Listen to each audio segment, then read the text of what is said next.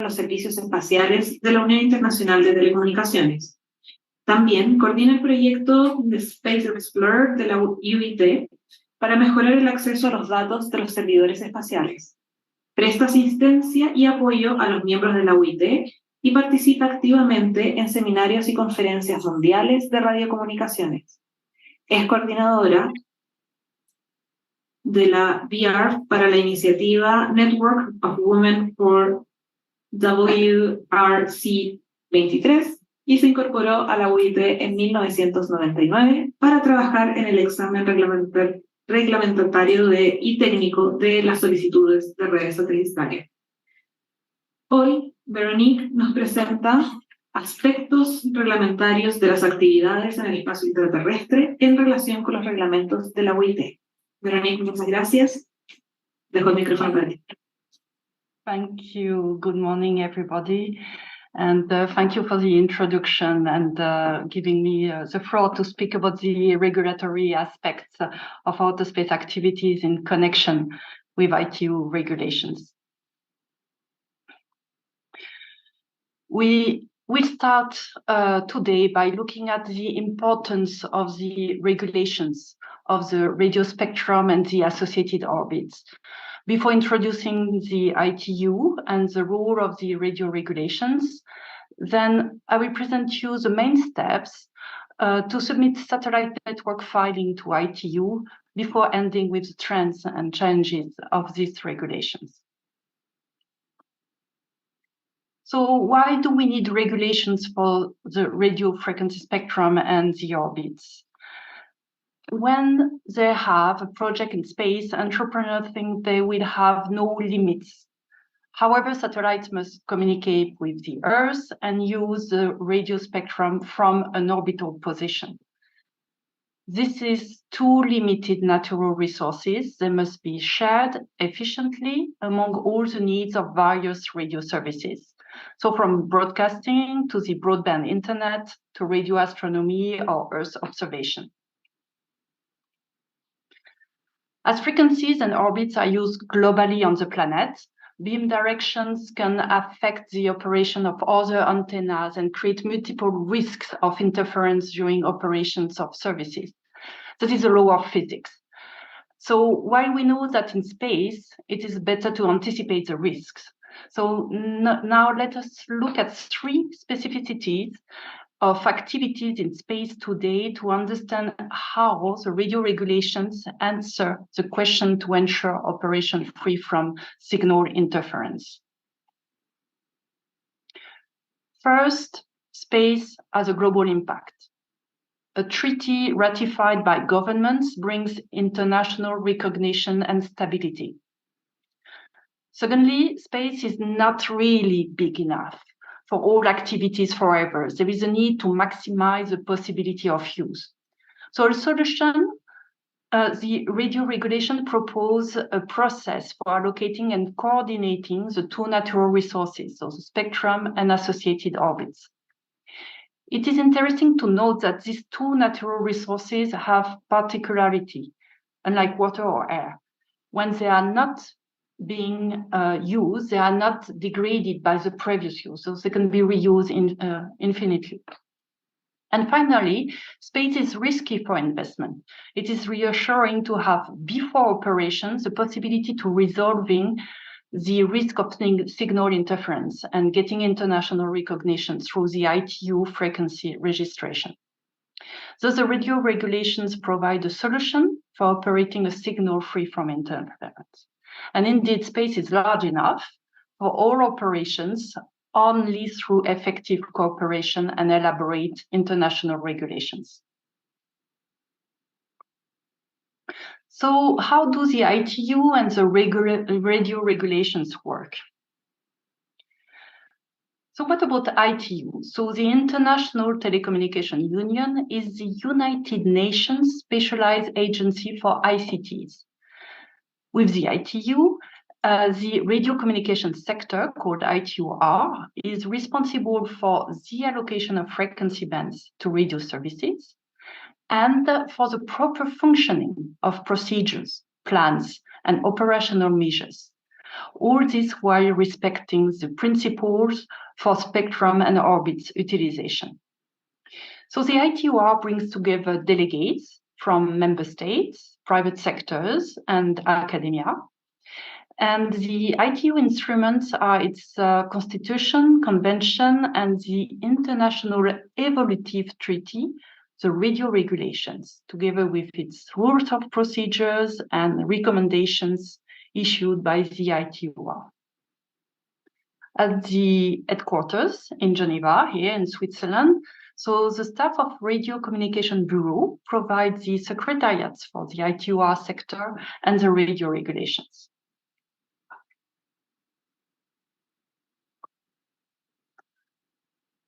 In the basic text, so the ITU constitution, there is 2 articles which are really fundamental.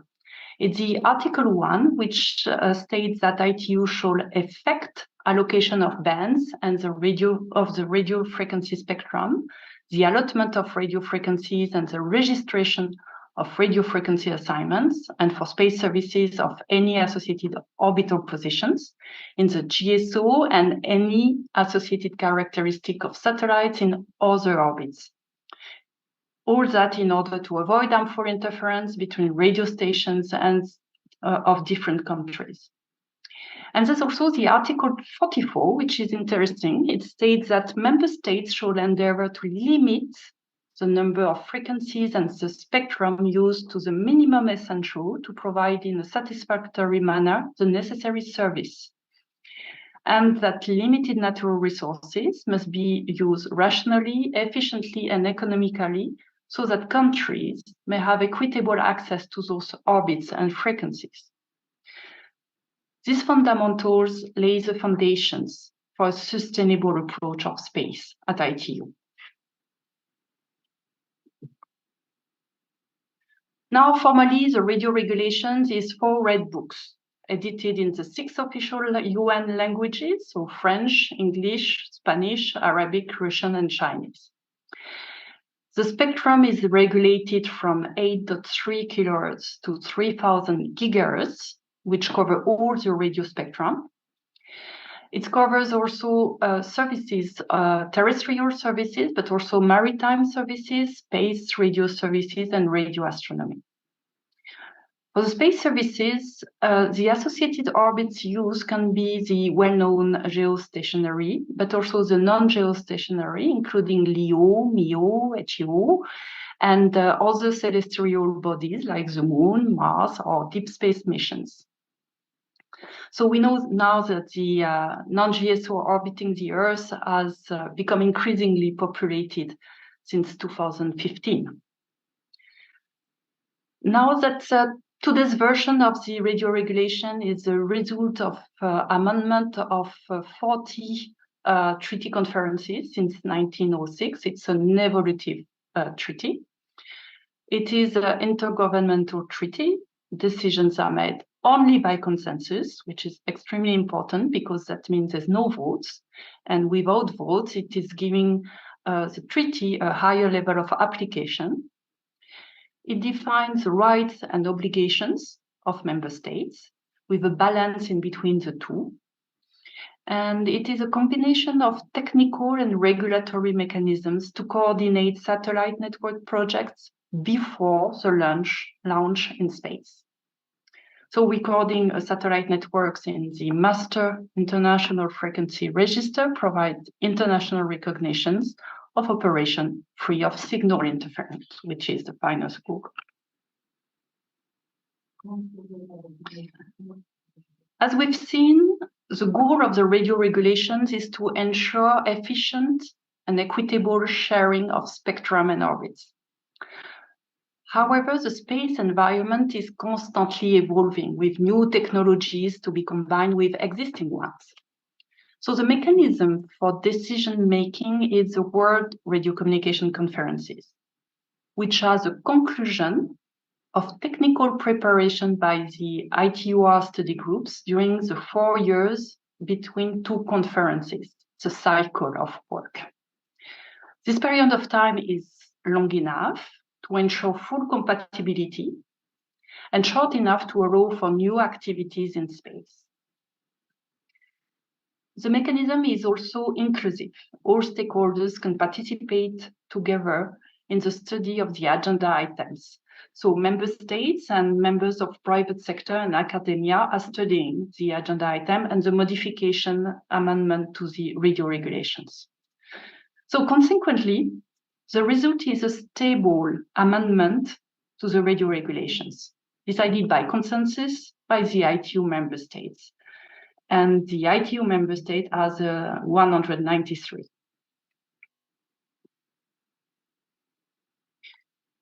Within the UN outer space environment, ITU is listed under other agreements in the outer space treaties. So it is interesting to recall that telecommunication issues as transmissions in outer space are under the responsibility of the ITU. This is also recalled when appropriate in the agenda of the COPUO sessions in Vienna.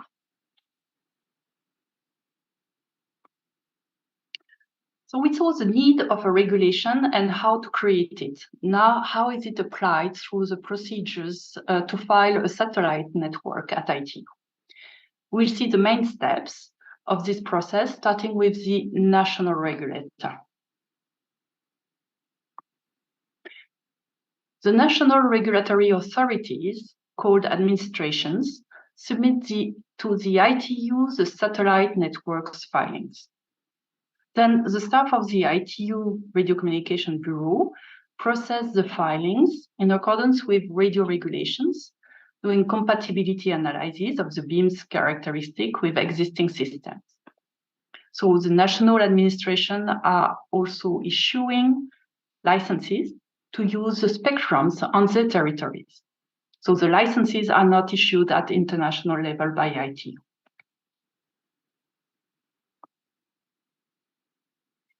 Now, to control interference, the radio regulations have 5 mechanisms.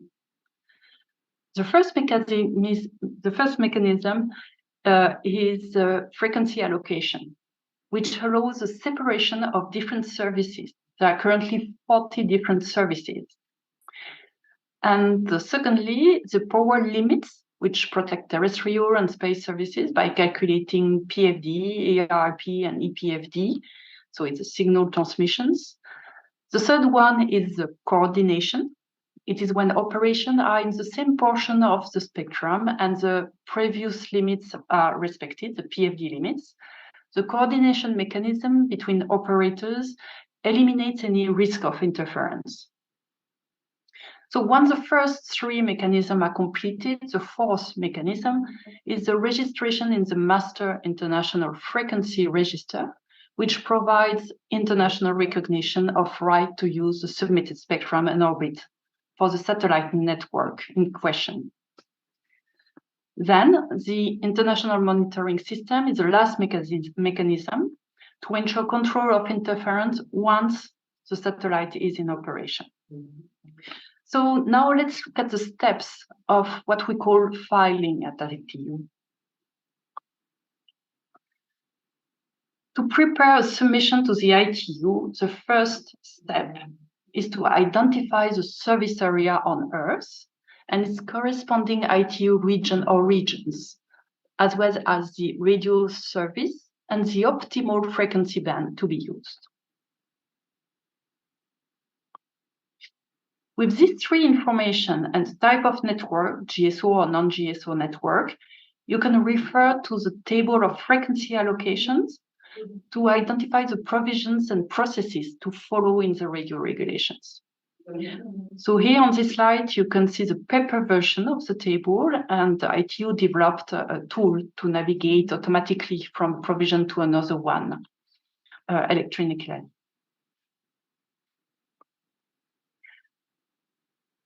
Then there are 2 main approaches, called in our jargon coordination non-planned approach or the space plans approach. So on the left side, you can see the coordination approach. It's on a first-come, first-served basis, but as public parking can be full on popular sections of the orbit, and the coordination process more difficult or almost not impossible for new satellite projects. On the right side of this image, you can see the a priori space plans. It constitutes reserved access to a GSO location for future use by all ITU member states. So the right to use the almost equivalent of a private space slot is acquired through a planning process at a World Radio Communication Conference.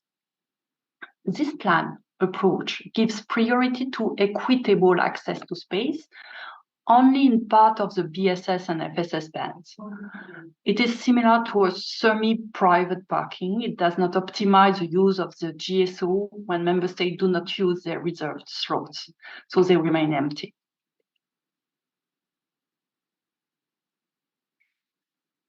So coming back on the process of filing for non-planned notices at ITU, it consists of two main phases. So the coordination phase, in which the Bureau examines the notice of satellites network submitted in accordance with the radio regulations and publishes the results of the coordination requirements with other previous submitted networks.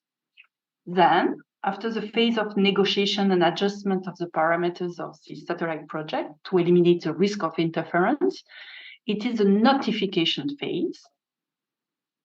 The Bureau checks the final characteristics submitted of the antennas and the satellite network project and records it in the Master International Frequency Register.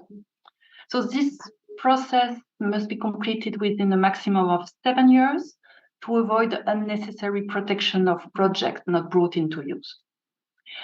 And the satellite can be launched and operated with international recognitions. So for the other approach, the plan approach, the process consists of 3 main phases. So either the administration uses the plan parameters already coordinated and the satellite network will be notified and registered through a fast procedures, or the administration will apply some modification to the parameters, and then the equivalent of a coordination phase is applied in which the Bureau examines the compatibility of the notice of the satellite network submitted in accordance with the radio regulations. Once the network is compatible, it is entering the so-called, in our jargon, list of assignments. Then it is a notification phase, similar to the non-plan approach, and the Bureau checks the detailed final characteristic. So the satellite can be launched and operated with international recognition. And in that case, the a priori plan remains completely protected.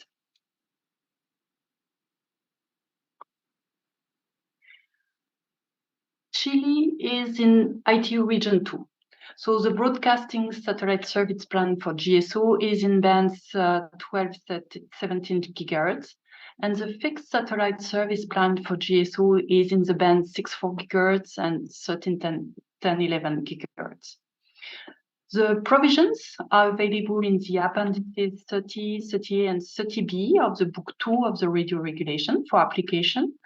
And the BR software and online applications are assisting you to proceed with the filing of and the examination of the satellite networks to ITU. Now let's talk more about this coordination process in practice. The ITU is known for ensuring the coordination use of space resources, so the spectrum, radio spectrum, and the orbits. However, as the number of satellite filing increases, it is recommended to plan carefully when to submit a filing within the regulatory deadlines to allow sufficient time for coordination with other operators. The ad hoc study and scaling of the satellite system is also essential to reduce technical changes and unnecessary coordination and to ensure compatibility of operation with other satellite systems. I would like also to talk about the concept of so-called first come, first served. it's not as definitive or black and white as it seems, thanks to the provisions added to allow operation to newcomers under conditions and to provide technical justification for existing systems. So existing systems cannot say simply no. They have to say no because for this and this technical reason, we cannot be compatible with the new system. So with this approach, which is more a filings date of reception approach, satellite system may not yet be in use during the coordination phase. And a speculative approach of future use is required. But with the application of provision 13.6, ensuring the monitoring of the actual use of satellites, there is no longer a paper satellite program to manage as in the past, in the early 2000 years. This is good news to improve the coordination process. And indeed, we can remind that the radio regulations procedure is a balance in between the rights and obligations of both the incumbent administration and the new administration. So no administration obtains any particular priority as a result of being the first to start an ITU procedure.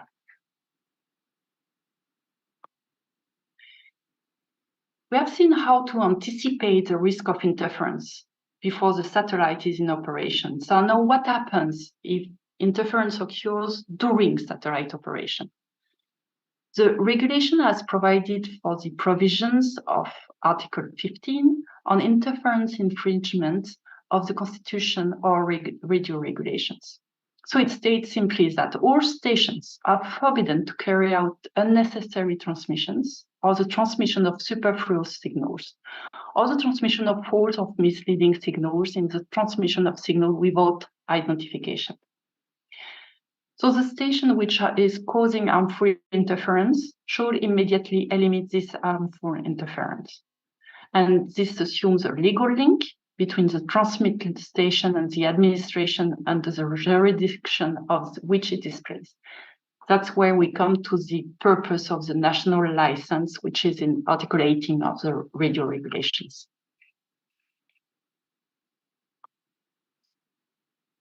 Conclude, let's look at the trends and challenges in the space sector for the radio regulations.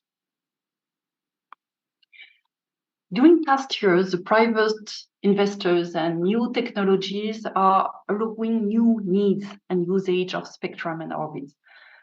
Today, we speak about preparing the third new space area. So, for example, the large constellations since 2015 and brought into use since 2019, the small satellites and the short duration missions developed by universities or startups giving access to space to new countries, and coming exploration of Moon, Mars, asteroids resources. Space is remaining glamorous and attractive to entrepreneurs and business. So ITU and the radio regulations may be challenged because those actors are not coming from the usual telecom world and national administrations. But the ITU and the radio regulations are evolving. And for example, the Plenipotentiary Conference in October 2022 adopted a new resolution about sustainability of the spectrum and associated orbit resources. It encourages more liaison with UN space entities like COPLOS and our friends UNOOSA organizing this event. And within this context, so ITU and the radio regulations remain essential and unique mechanism to prevent signal interference, to ensure a stable environment and equitable sharing of global natural resources. The key points to remember from this presentation are that radio frequency spectrum and associated orbits are two natural limited resources to be globally shared and regulated. That radio regulations constantly being improved to adapt to the needs of operators and the technologies. And next World Radio Communication Conference is in 17 days in Dubai, where we expect more than 7,000 delegates to make decisions by consensus and list in the WRC 2027, the next one, the agenda with new need of spectrum. So please do not hesitate to contact us at ITU if you have any questions. We will be happy, and we are always happy to assist you. So thank you.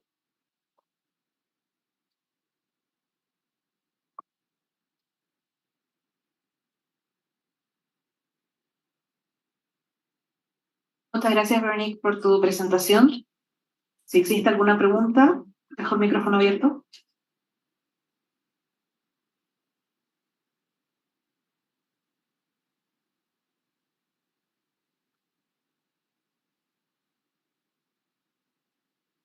Good morning. Thank you for your presentation. My name is Rafael. I have a question about an equitable use of the orbits, because we are seeing that more and more satellites are being launched. So, for example, regarding for our country, I think you said that we have a number of a radio frequency available. So what if, for example, a new country appears? This country will have the same right.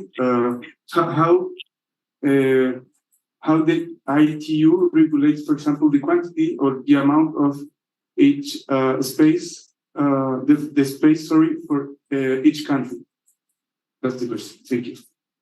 Yeah, thank you for this question. Equitable access to space is definitely a key topic and a key concern.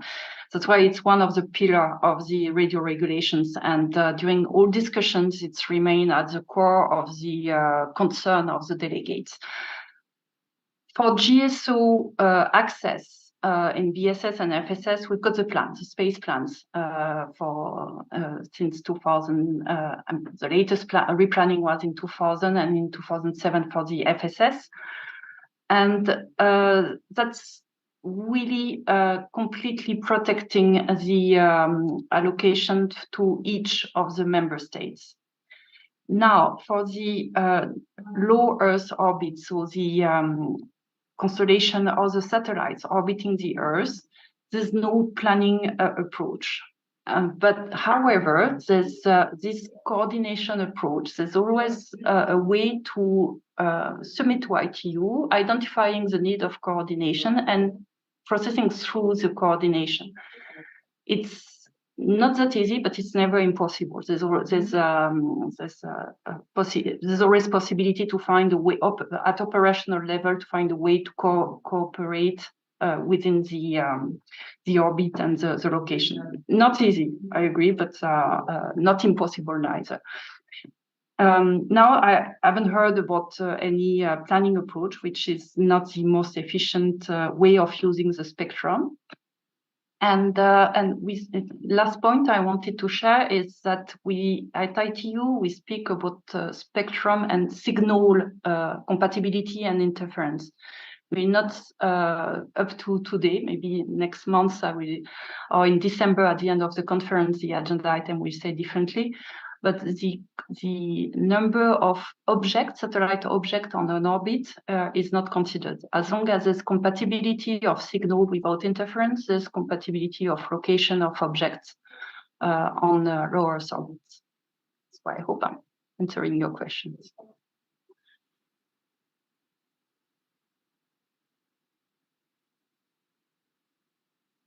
Por el momento no hay más preguntas. Veronique, muchas gracias por tu presentación y por la asistencia a este taller nacional. Okay, thank you. A continuación, y para dar seguimiento al trabajo que se estuvo realizando durante la mañana, dejaré a Rosana Hoffman a cargo del ejercicio de escenarios. Muchas gracias.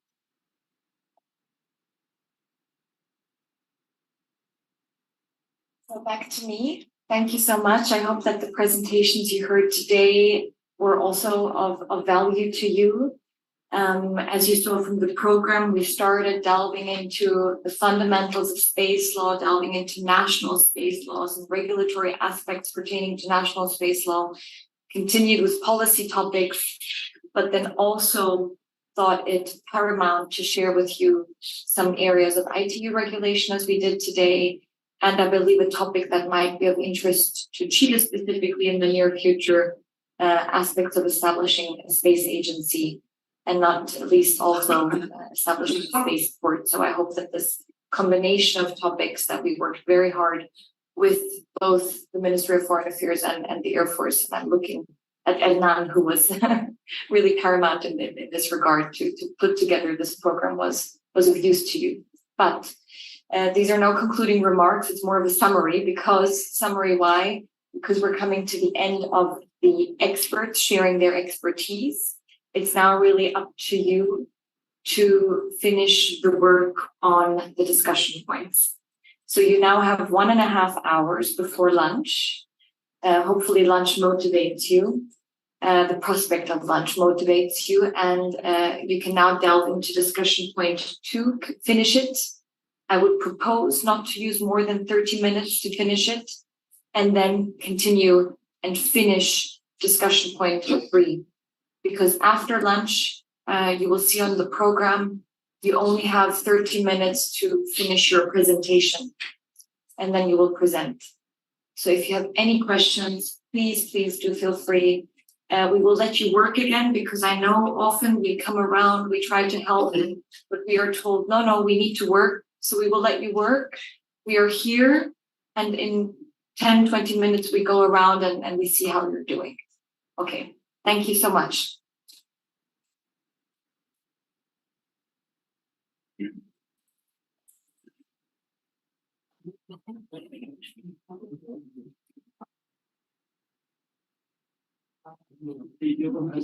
So maybe I wasn't clear.